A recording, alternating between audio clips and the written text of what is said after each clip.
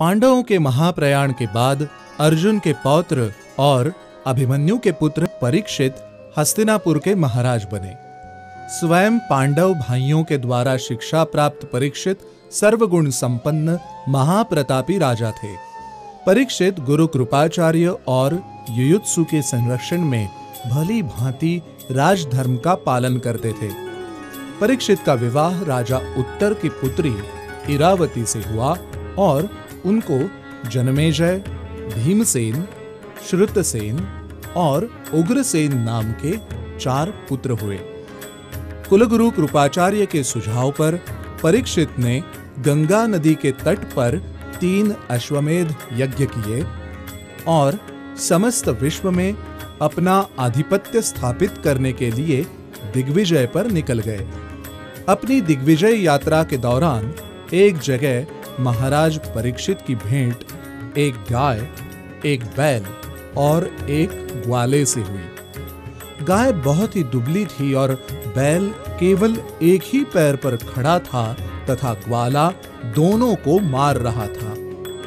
महाराज परीक्षित ने जब ये दृश्य देखा तो वो ग्वाला को रोकते हुए उसे दंड देने के उद्देश्य से अपने धनुष में प्रत्यंचा चढ़ाने लगे। ग्वाला ने हाथ जोड़ते हुए परीक्षित से कहा कि वो कलियुग है। बैल स्वयं धर्म है, जिनके 3 पैर सत्य, तप और दया टूट चुके हैं और वो केवल एक पैर दान के सहारे खड़े हैं।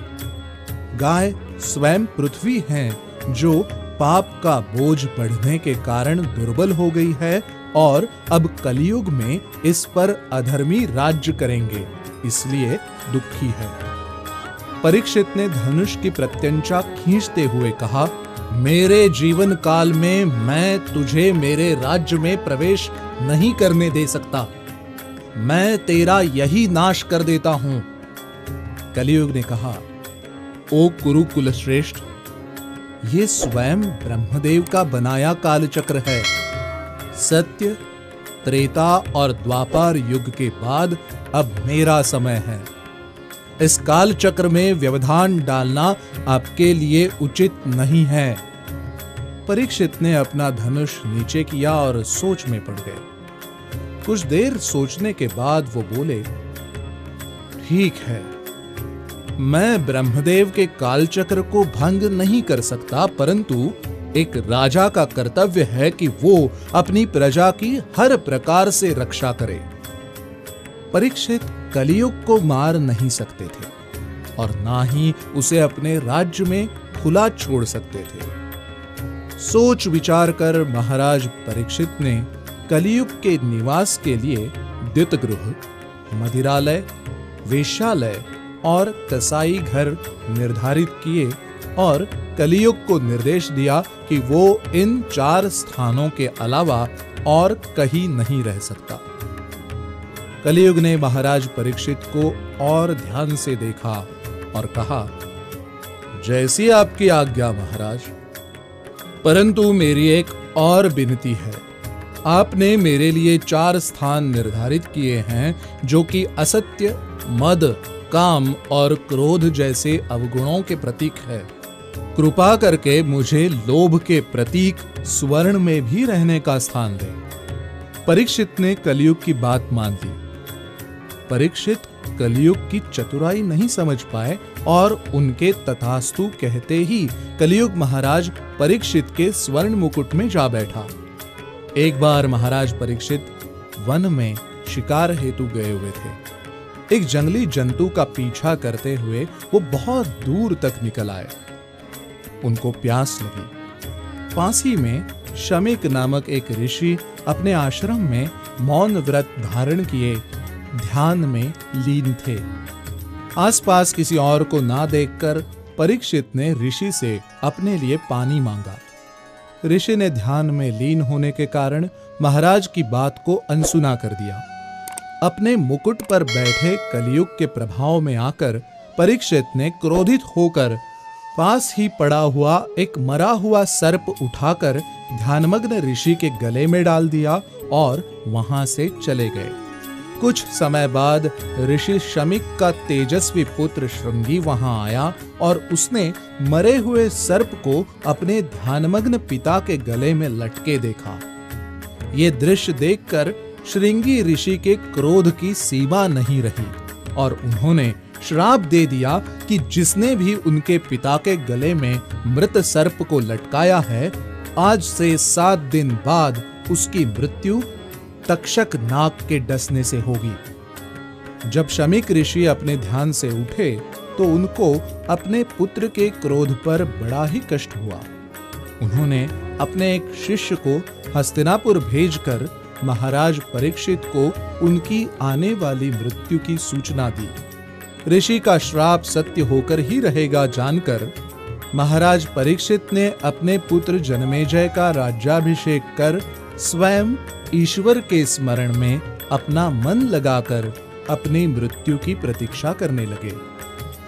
7 दिन बाद तक्षक नाग महाराज परीक्षित को डसने के लिए हस्तिनापुर राजमहल की ओर जा रहा था कि रास्ते में उसकी भेंट कश्यप नामक एक ब्राह्मण से हुई। तक्षक ने कश्यप ब्राह्मण से पूछा कि वो उनके साथ साथ क्यों जा रहा है। कश्यप ने कहा, आज नागराज तक्षक महाराज परीक्षित को डसने जा रहा है। मैं भी वहीं जा रहा हूं, जिससे कि मैं तक्षक के डसने के बाद महाराज को पुनर्जीवित कर दूं और इसके बदले में उनसे धन और वैभव प्राप्त कर सकूं। तक्षक ने कश्यप से कहा, मैं ही तक्षक हूं और मेरे डसे हुए को तुम पुनर्जीवित नहीं कर सकते। ऐसा कहकर तक्षक ने पास ही खड़े एक बरगद के पेड़ को डस लिया और उसके विष के प्रभाव से वो पेड़ तुरंत ही भस्म हो गया। कश्यप ने तुरंत ही मंत्रोच्चारण कर उस पेड़ की राख से पेड़ को पुनः जीवित कर दिया। तक्षक ने कश्यप से कहा, तुम जिस धन वैभव के लिए महाराज परीक्षित को बचाने जा रहे हो, मैं उससे कहीं अधिक तुम्हें दूंगा। तुम यहीं से वापस लौट जाओ। कश्यप ने तक्षक की बात मान ली और वो वापस चला गया। हस्तिनापुर पहुंचने पर तक्षक को पता चला कि महाराज परीक्षित एक अभिमंत्रित महल में सैनिकों द्वारा संरक्षित हैं और उसका वहां तक पहुंचना अत्यंत कठिन है। तक्षक ने कुछ सर्पों को ऋषियों का वेश धारण कर महाराज परीक्षित को फलों की टोकरी उपहार स्वरूप समर्पित करने को कहा। ऋषियों के द्वारा लाए हुए उपहार को महाराज परीक्षित ने आदर पूर्वक स्वीकार किया और अपने सेवकों के साथ बैठकर फल खाने लगे। जिस फल को महाराज परीक्षित ने अपने हाथ में लिया, उसके अंदर तक्षक एक छोटे कीड़े के रूप में छिपा हुआ था। 7वां दिन समाप्त होने को था और अब तक्षक का कोई भय न देखकर परीक्षित ने हंसते हुए उस कीड़े को अपनी गर्दन में रखते हुए कहा, अब यही मुझे तक्षक बनकर मेरे किए का दंड दे।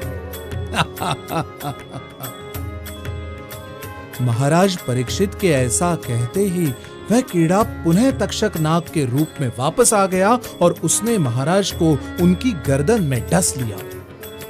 तक्षक के डसते ही महाराज परीक्षित प्राणहीन होकर गिर गए और उनके सेवकों में हाहाकार मच गया।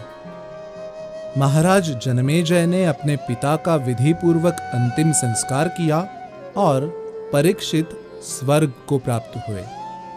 जब महाराज जनमेजय को तक्षक और कश्यप के संवाद के विषय में पता चला तो उनको तक्षक पर अत्यंत क्रोध आया।